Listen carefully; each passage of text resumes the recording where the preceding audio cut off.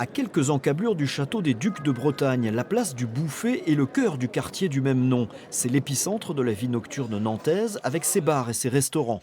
De nos jours, on y trouve davantage de fêtards déchaînés que de détenus enchaînés. Et pourtant, un restaurant ressuscite une page de l'histoire du quartier peu connue.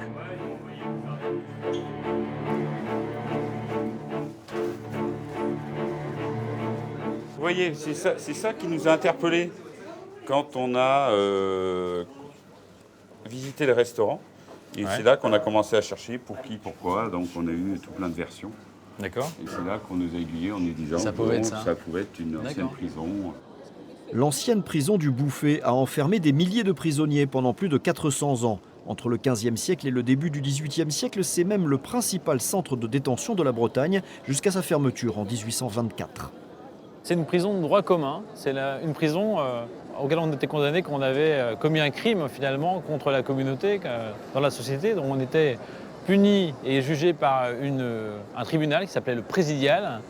Et on n'allait pas loin finalement du tribunal à la prison puisque la prison s'adossait au tribunal lui-même. Il s'agissait d'une prison qui concernait des prisonniers de première instance. Rennes était la seconde instance, assez rapidement. Donc en fait on était jugé une première fois et si on souhaitait faire appel, on était jugé une seconde fois à Rennes.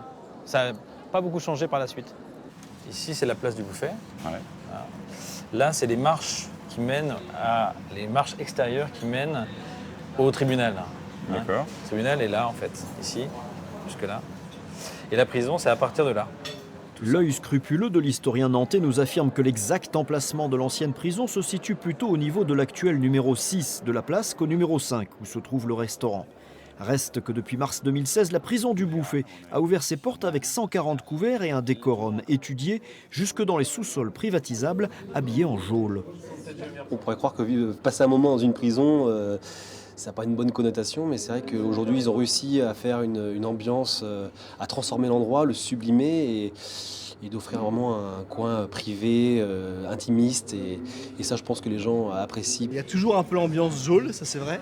On voit bien les murs un peu à l'ancienne, un peu comme si ça avait été tagué par des prisonniers. Donc c'est assez rigolo comme endroit, mais on est quand même dans un restaurant.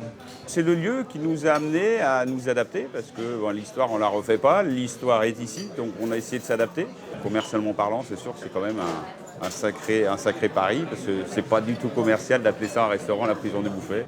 Afin de capitaliser encore sur ce passé historique, nos deux tauliers, comme ils se surnomment eux-mêmes, ont prévu de pousser les murs de leur resto-prison au début de l'année prochaine en ouvrant une annexe décorée encore au goût carcéral, histoire de convier d'autres candidats à l'évasion.